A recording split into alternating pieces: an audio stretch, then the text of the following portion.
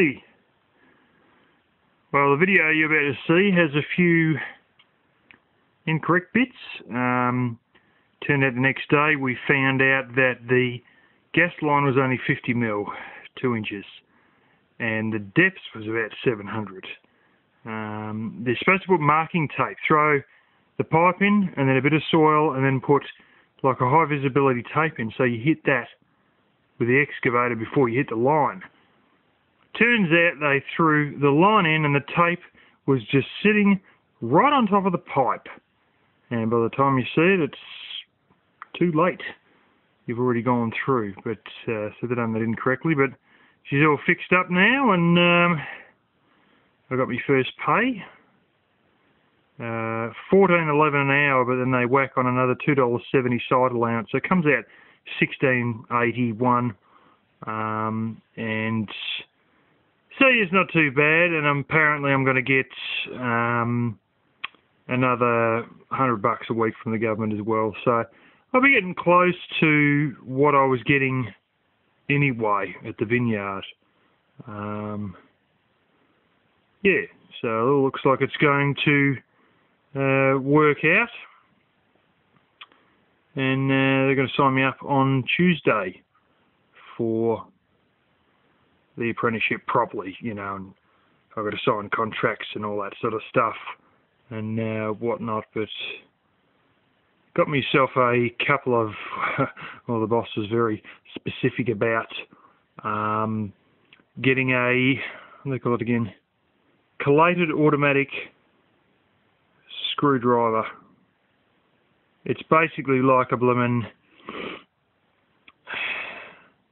the AK-47 version of standing there with a cordless drill putting screws in, and this thing is all automatically fed, and it just, oh my gosh, you can belt so many screws in, it's hard to believe. I got a video it in action, and it cost me $600. Not cheap. But anyways, I've got a stud finder as well, because I think that's going to come in handy. It seems when you cut the sheet and you put it up in a funny place, it's like a strange sort of right up near the roof space or around the ducting, you always just tend to forget where the studs actually are, and you end up running offline. And some of these glorious studs aren't even perfectly vertical, which really doesn't help things. Whoever was doing some of the steel framing there, oh gosh, not that great. Pretty rough, not very even, bends in it, things not on the vertical, yeah. But anyways, yeah, here's the rest of the video. Alrighty. Well, what you saw there, not the excavator you can see closest, but you'll see there's a blue scissor lift there. There was a real small excavator behind that. That hit a natural gas line, 700 mil pipe. Yeah, works out 2 foot 3 5/8 inches. No joke. That was full of natural gas, and they hit the sod with the excavator. It's only a little tiny excavator. And, well, we got evacuated. Yeah, they'll have a list of paperwork as long as their arm to fill out over that one. Oh, hell, there'll be paperwork over that one. Yeah. Initially, there's 2 gas lines, one that's owned by the university and another one that's owned by Tenix, which is, they do a lot of military contracts, and they also have got their fingers in the pie when it comes to utilities. And they didn't know which line it was, because there's 2 lines reasonably close there. But anyways, I'll tell you how it went. We were upstairs after lunch, stuffing around with cement sheet, and there's 2 blokes working on the ceiling space, you know, stuff in the ceiling space. One of them was a plumber, and the other one, I don't know if he does, like air conditioning or fire alarms or what. I sort of remember what he's involved in, but anyway, the plumber goes to the other bloke, air conditioning bloke or whatever, you smell gas. And the bloke goes, yeah, I sort of do. And I looked up at the plumber, because they were both up, you know, high sort of thing. I said, I can smell it too. And then, anyway, we just kept working for another 15 seconds or so. And then the plumber goes again, gee, it's getting really strong. And I sort of said, yeah, I'm still smelling it. And then I sort of looked down, like, because we're on the second story, and I looked down to ground level, and there's this bloke outside the building, and he pointed something to his nose, and he yelled something out at me, and I couldn't hear what he was saying over all the other equipment going. And then I saw him point across, and I looked across, and I can see this excavator there, only a little one, with the bucket in the ground, like in a trench that it had been digging or whatever. Nobody on it, but then where the bucket is in the ground, there's all this, like this mist flying up in the air. And of course this gas is still like liquefied or whatever. And yeah, it's spraying out as a mist. And then I said, oh, look, it's over there to the other blokes. And they said, where is it? And I said, it's an excavator there. They said, the mist coming out of the ground there. You know, that's probably it. And the plumber said something and whatever. Anyway, the bloke I was working with goes, oh, maybe we better keep an eye on all this, and, you know, maybe we better sort of, maybe pack up or something like that. And then next thing we hear, and it was like just a siren just going on for a second. And then the bloke was just going, okay, that's it, let's go, let's get out of here, just get out of here. And so he had his nail bag on and everything. I had my nail bag on, the flaming drill in the holster, flipping the whole works and jerks on, and that was it. We just, you know, started marching, and then we, you know, as we started going down the stairs, then they put it on, the siren went on again, and it just kept it on, it just kept going. And they had it on for like 30 or 40 minutes, and during all that time, you know, we all bailed out to the evacuation area, and then seen there's a whole mass of blokes, and I was only sort of up near the front, and then I seen the foreman look at me and sort of waving, and so I went over to him, like our group foreman, and, you know, he was writing down everybody who was there, sort of thing, in his diary, and most people were getting in there, each, you know, contractor company's group sort of thing, they were getting all in their individual groups, and then one of the site managers turned up, and yeah, a few of the big managers and that turned up and said, you're going to have to basically, they sort of gave us a brief outline of what had happened, and said we're not exactly sure what line it is and what not, and then you know, the fire brigade's already here, and they've sort of said no one's going anywhere until we get things sorted. And then there was, I was standing there, we're standing there for quite a while, and in the end they said, oh, well, this is going to take a while, so you might as well all just go and sit in the shade or whatever, because the whole lot of us are out in the full sun, we're all standing around talking, and it's getting flaming hot.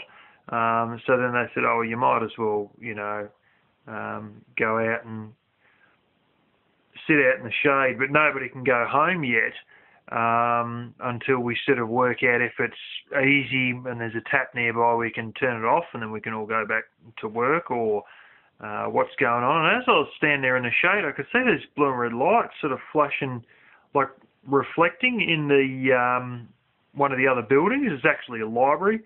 And then I sort of walked around a bit and I could see the cops had the roads blocked in one area. And I don't know if you could see it from my video, you probably barely could. You probably see the fire brigade there, the fire truck, But the firefighters had on their, like their oxygen tanks, like the independent, air system, independent breathing system sort of thing. And they had the oxygen tanks on their back as they were looking at all this stuff sort of thing, trying to assess, what pipe it was of the two pipes and whatnot. But they wouldn't allow anybody to drive. It was right beside the road where it was hit sort of thing. It was only, like, not even 5 metres off the road sort of thing. Probably not even a family-sized car length off the road. So they didn't want anybody driving past, in case of possible ignition of the mist of gas spraying up by a vehicle going past. So when we went out, we had to go out through some blimmin' little back road that goes beyond these buildings that I never even knew was there. But yeah, it was an eventful little turnout. That took nearly an hour. They did. They sort of reckon they had it turned off or whatever. Like, I don't know if they had got it turned off or what, but I think they said they did have it turned off actually. But they sort of said, okay, now go into the site, pack up all your tools, get your lunchbox, get your car keys, and and go home. Those of you who turned up to afternoon shift, forget it. You're going home too. There's going to be no afternoon shift because it's going to take them probably, all of tonight to be able to patch this line so that they've got, the ability to run the canteen tomorrow amongst other things. And so they're going to be working on that tonight. And hopefully it's all good when we get there in the morning. But yeah, it was... I tell you all about all these evacuation sirens, evacuation point, and you think, yeah, right, like it's going to happen. Sometimes it does happen. They've said, this is last Friday, they said, the completion date's in 7 weeks. Oh, what a lovely joke. They've still got structural steel going up on the place.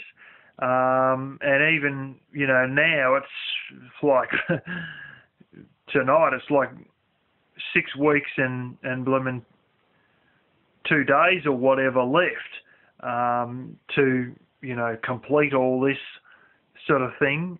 And I was watching these blokes today as we were working. I threw a bit of fiberglass insulation into a wall, and we just had to put a bit of plaster on this little short stretch of wall.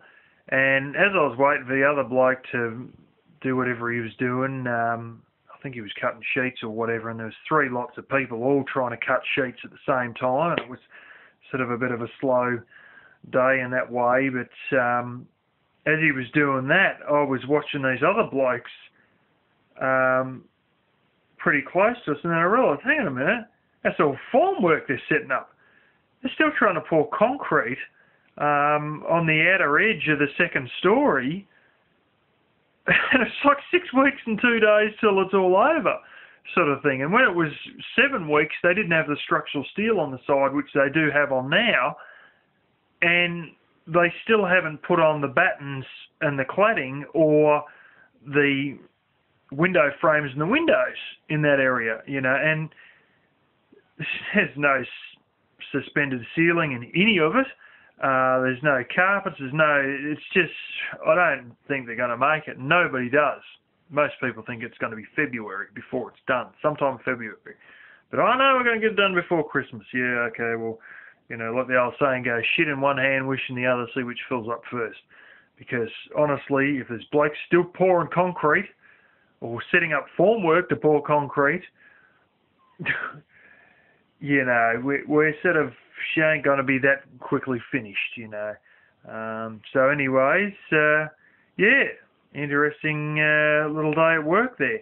I have already uploaded a bunch of Lake Goldsmith videos from the steam rally that I've been sitting on and just forgot to do anything with for quite a long time. I do have some aquarium videos still of when I went to the aquarium with Troy all that time ago. I sort of, I put all the good stuff up and the short stuff, but there's a lot of other stuff that I don't know if I will get to it. or it's worth putting up. But I've got up a lot of the late Goldsmith videos. I've just got to make them public. And yeah, there's a handful of production under limited means ones. Some of them, a lot of them are actually the higher definition, where we look at things like marsh gas, like ways to get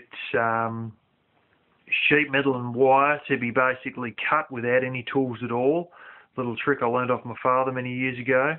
And yeah, looking at a few other old school things and whatnot.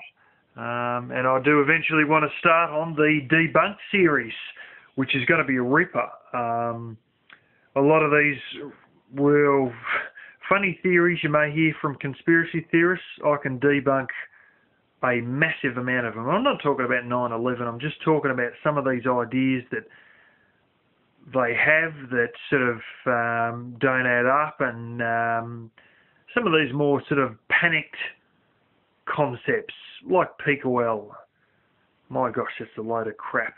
But I'll go through and explain, you know, all these different things, and I'll debunk them all in a whole big debunk series, of which I already have, like 8 or 10 videos for already. So yeah, while I'm busy going around like hell trying to get rid of weeds and stuff like that, all these ones that I neglected to put up are going to be going up.